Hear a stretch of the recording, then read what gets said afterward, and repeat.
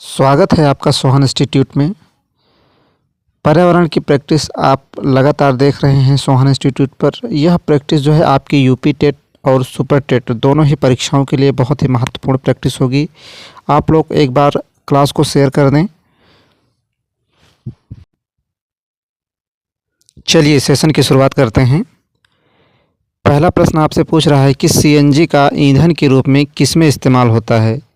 Option A में दिया है वाहनों में, बी में दिया है उद्योगों में, सी विकल्प में दिया है खाना बनाने में और डी में दिया है वाहनों एवं उद्योगों में।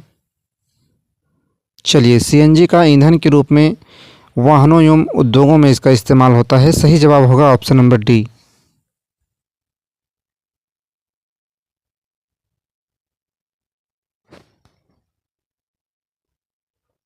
चलिए नेक्स्ट प्रश्न की तरफ बढ़ते हैं। पर्यावरण जागरूकता का किसके द्वारा सृजन किया जा सकता है। ऑप्शन ए में दिया है व्याख्यान, बी में दिया है क्षेत्रीय भ्रमण, सी में दिया है समूह वार्तालाप और डी में दिया है अध्ययन।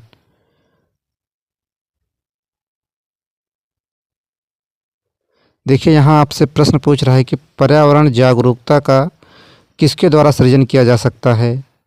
क्या व्याख्यान के द्वारा, या फिर क्षेत्रीय भ्रमण के द्वारा, या फिर समूह वार्तालाप के द्वारा, या फिर इसका अध्ययन करके। तो देखिए पर्यावरण जागरूकता का जो सृजन किया जा सकता है वह क्षेत्रीय भ्रमण के द्वारा किया जा सकता है। सही जवाब होगा ऑप्शन नंबर बी।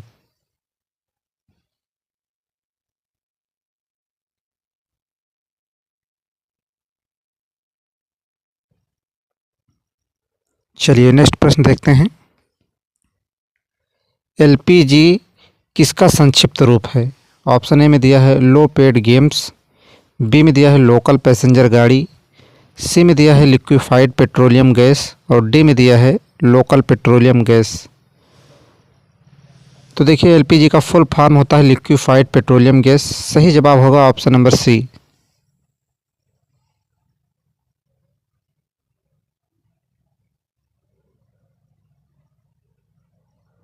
चलिए अगला प्रश्न देखते हैं। पृथ्वी पर पहुंचने से पहले ओजोन परत किन किरणों को अवशोषित करती है। ऑप्शन ए में दिया है गामा किरणों को, बी में दिया है एक्स किरणों को, सी में दिया है पराबैंगनी किरणों को और डी में दिया है बीटा किरणों को।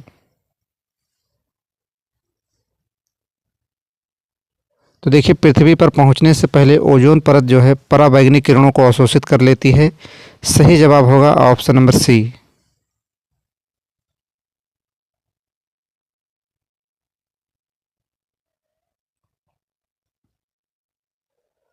चलिए नेक्स्ट प्रश्न की तरफ बढ़ते हैं।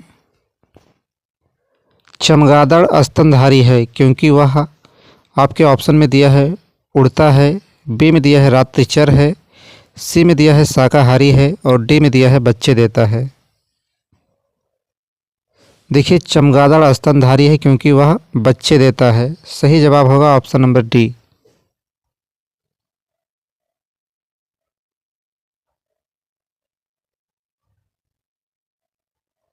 चलिए अगला प्रश्न देखते हैं। पर्यावरण की परिभाषा क्या है। ऑप्शन ए में दिया है एबायोटिक एवं बायोटिक घटक, बी में दिया है समुद्र तल के नीचे पृथ्वी पर वस्तुएं, सी में दिया है चीज़ें जो हमको घेरती हैं और डी में दिया है उपरोक्त में से कोई नहीं।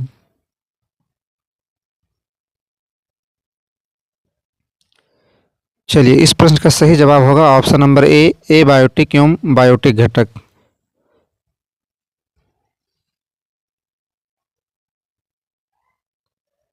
चलिए विकल्प ए सही होगा यहाँ पर। देखिए ये सभी प्रश्न जो है आपके गत वर्ष परीक्षा में पूछे गए हैं।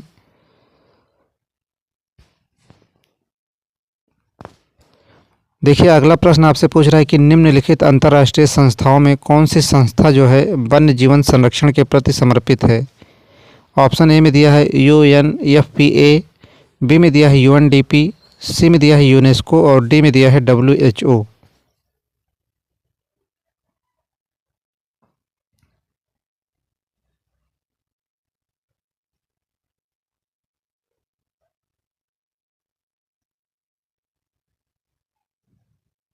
तो देखिए कौन सी संस्था जो है वन्य जीवन संरक्षण के लिए बनाई गई है, तो वह है यूएनडीपी। सही जवाब होगा ऑप्शन नंबर बी।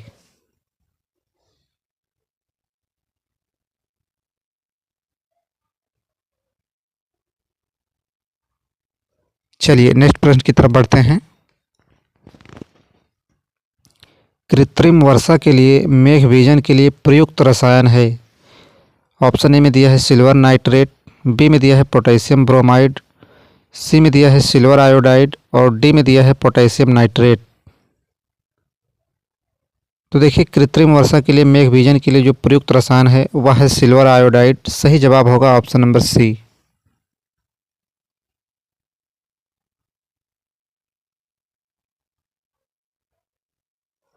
चलिए अगला प्रश्न देखते हैं। बायोडीजल तैयार किया जाता है। ऑप्शन ए में दिया है यूट्रिकुलेरिया, बी में दिया है जेट्रोफा, सी में दिया है देवदार और डी में दिया है यूकेलिप्टस। देखिए यहाँ आपसे पूछ रहा है कि किस पौधे द्वारा जो है बायोडीजल तैयार किया जाता है। यूट्रिकुलेरिया या फिर जेट्रोफा, सी में दिया है देवदार या फिर डी में दिया है यूकेलिप्टस। तो देखिए जेट्रोफा पौधे से जो है बायोडीजल तैयार किया जाता है। सही जवाब होगा ऑप्शन नंबर बी।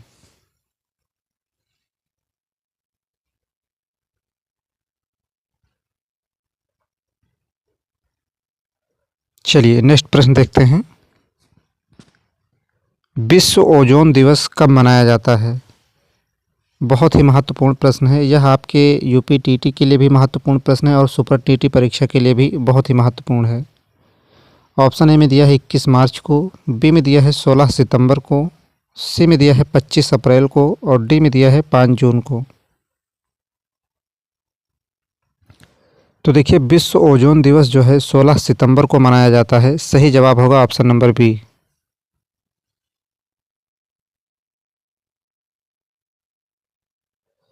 जबकि 5 जून को जो है पर्यावरण दिवस मनाया जाता है।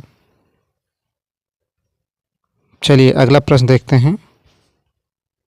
सिल्वीकल्चर संबंधित है। ऑप्शन ए में दिया है वन एवं वन उत्पाद से, बी में दिया है सिल्क से, सी में दिया है फूल से और डी में दिया है उर्वरक से। तो देखिए सिल्वीकल्चर जो है वह वन एवं वन उत्पाद से संबंधित है। सही जवाब होगा ऑप्शन नंबर ए।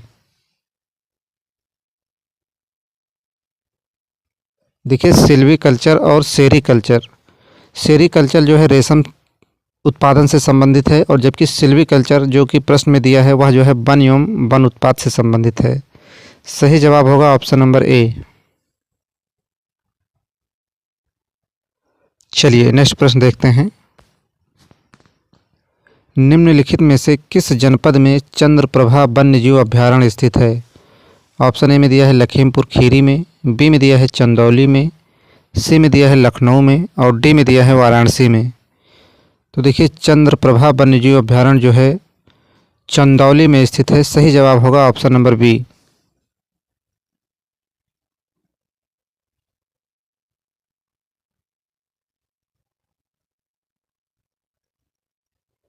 चलिए अगला प्रश्न देखते हैं। निम्नलिखित में कौन द्वितीय श्रेणी का उपभोक्ता है। ऑप्शन ए में दिया है हाथी, बी में दिया है सांप, सी में दिया है शेर और डी में दिया है बकरी।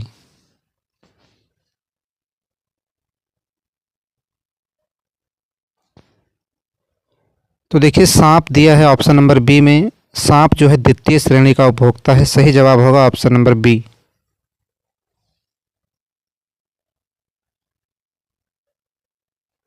जबकि हाथी और बकरी जो है प्राथमिक उपभोक्ता में आते हैं, जबकि शेर जो है तृतीयक उपभोक्ता में आता है। इस प्रश्न का सही उत्तर होगा ऑप्शन नंबर बी। चलिए नेक्स्ट प्रश्न की तरफ बढ़ते हैं। झूम खेती कहाँ होती है। ऑप्शन ए में दिया है केरल में, बी में दिया है बिहार में, सी में दिया है मेघालय में और डी में दिया है तमिलनाडु में। आसान प्रश्न है। झूम खेती जो है मेघालय राज्य में होती है। सही जवाब होगा ऑप्शन नंबर सी।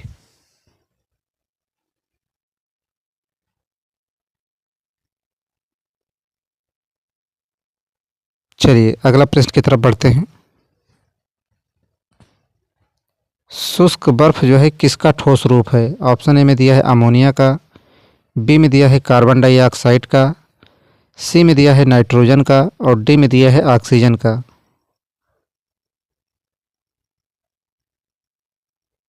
तो देखिए शुष्क बर्फ जो है कार्बन डाइऑक्साइड का ठोस रूप है। सही जवाब होगा option number B.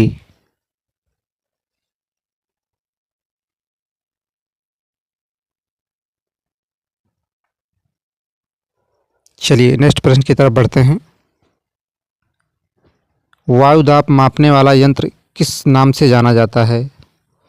Option A में दिया है बैरोमीटर, बी में दिया है थर्मामीटर, सी में दिया है सीस्मोग्राफ और डी में दिया है हाइग्रोमीटर। तो देखिए वायुदाब मापने वाला यंत्र जो है वह बैरोमीटर है। सही जवाब होगा ऑप्शन नंबर ए।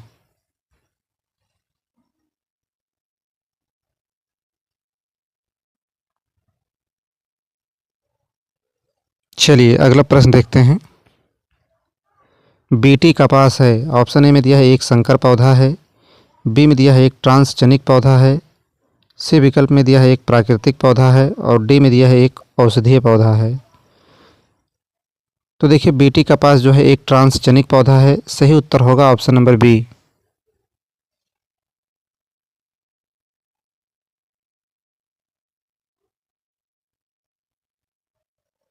चलिए अगला प्रश्न देखते हैं। इनमें से सर्वाधिक उत्पादक पारिस्थितिकी तंत्र कौन सा है? ऑप्शन ए में दिया है उष्णकटिबंधीय वर्षावन, बी में दिया है टुंड्रा प्रदेश, सी में दिया है सवाना और डी में दिया है मरुस्थल। तो देखिए सर्वाधिक उत्पादक जो पारिस्थितिकी तंत्र है वह है उष्णकटिबंधीय वर्षावन। सही जवाब होगा ऑप्शन नंबर ए।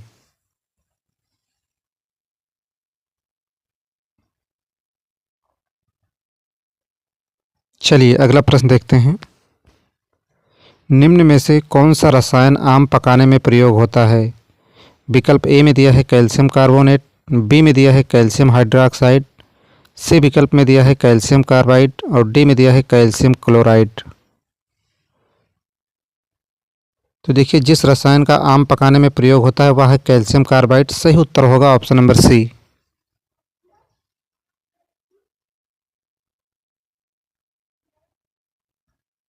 चलिए अगला प्रश्न देखते हैं। कौन सी बीमारी दूषित जल पीने से होती है? ऑप्शन ए में दिया है एड्स, बी में दिया है टाइफाइड, सी में दिया है एनीमिया और डी में दिया है टिटनेस। तो देखिए टाइफाइड जो है दूषित जल पीने से भी यह बीमारी होती है। सही उत्तर होगा ऑप्शन नंबर बी।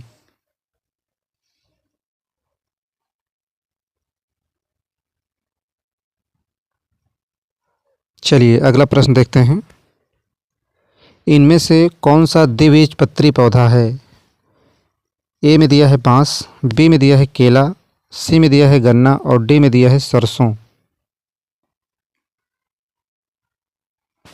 तो देखिए इस प्रश्न का सही जवाब हो जाएगा ऑप्शन नंबर डी। सरसों जो है द्विबीजपत्री पौधा है।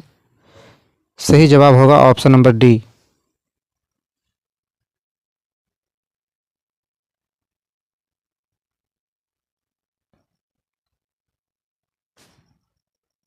चलिए अगला प्रश्न देखते हैं। पौधों में जल का अधिग्रहण किसके द्वारा होता है? महत्वपूर्ण प्रश्न। पौधों में जल का अधिग्रहण किसके द्वारा होता है? ऑप्शन ए में दिया है जाइलम, बी में दिया है फ्लोएम, सी विकल्प में दिया है कैम्बियम और डी में दिया है पैलिसेड। तो देखिए पौधों में जल का अधिग्रहण जो है जाइलम के द्वारा होता है। सही उत्तर होगा ऑप्शन नंबर ए।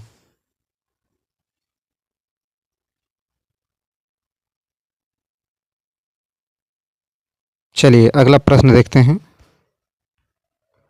कौन सा प्रथम साहित्य स्रोत है? ऑप्शन ए में दिया है ऋग्वेद, बी में दिया है सामवेद, सी विकल्प में दिया है यजुर्वेद और डी में दिया है अथर्ववेद। तो देखिए प्रथम साहित्य स्रोत जो है वह ऋग्वेद है। सही उत्तर होगा ऑप्शन नंबर ए।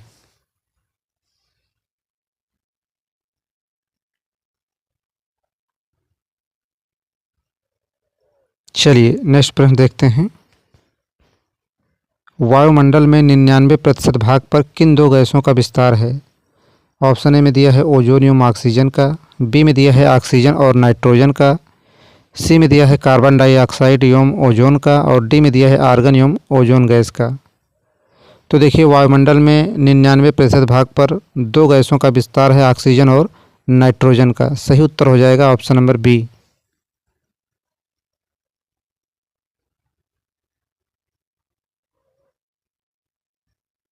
चलिए अगला प्रश्न देखते हैं।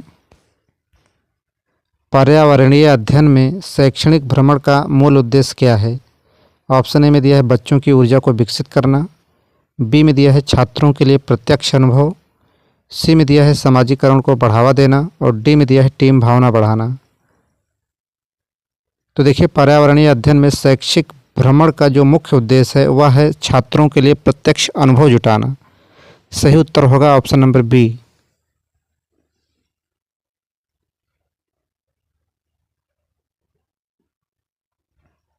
चलिए अगला प्रश्न देखते हैं। कारकीय रूप से शुष्क मिट्टी की क्या विशेषता है? चार विकल्प आपके सामने हैं। आपसे पूछ रहा है कि शुष्क मिट्टी की जो है विशेषता क्या है। ऑप्शन ए में दिया है उसमें अधिक जल होना, बी में दिया है पौधों को प्रकाश पर्याप्त नहीं मिलता, मिट्टी में लवण सांद्रता अधिक होती है और डी में दिया है मिट्टी कठोर होती है। तो देखिए शुष्क मिट्टी की जो मुख्य विशेषता है वह मिट्टी में लवण सांद्रता अधिक होती है। सही उत्तर होगा ऑप्शन नंबर सी।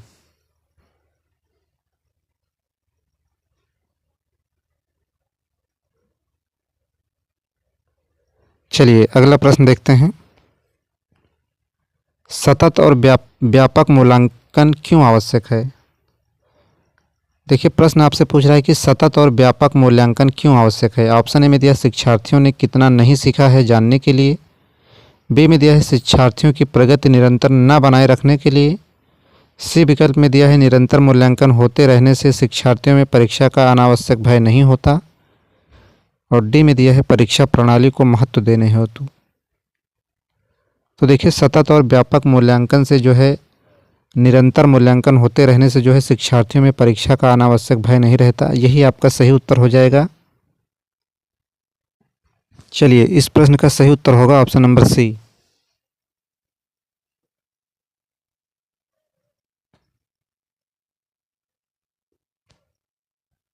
चलिए अगला प्रश्न देखते हैं। चरने वाले पशु वनस्पति को कैसे बदलते हैं? ऑप्शन ए में दिया है बीज प्रकीर्णन के द्वारा, बी में दिया है पर परागण द्वारा, सी में दिया है चुनकर चरना और डी में दिया है रोग फैलाकर। तो देखिए चरने वाले पशु जो होते हैं वनस्पति को बदलते हैं चुनकर जो चरते हैं। यही सही उत्तर हो जाएगा ऑप्शन नंबर सी सही होगा यहाँ पर।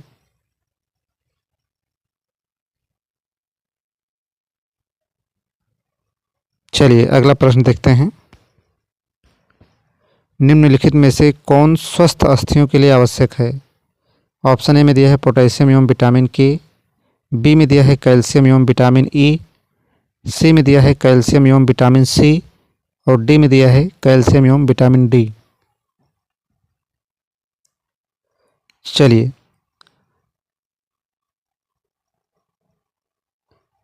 तो देखिए स्वस्थ अस्थियों के लिए आवश्यक है कैल्शियम एवं विटामिन डी। सही उत्तर होगा ऑप्शन नंबर डी।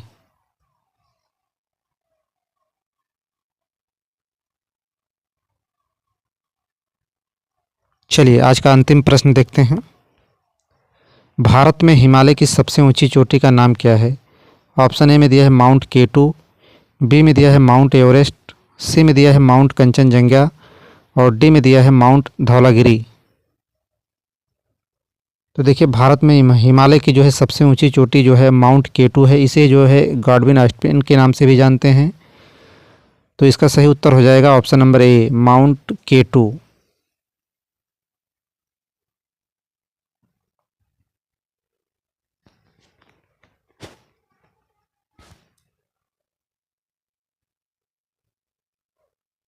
तो देखिए प्रश्न कैसे रहे कमेंट में ज़रूर बताएं।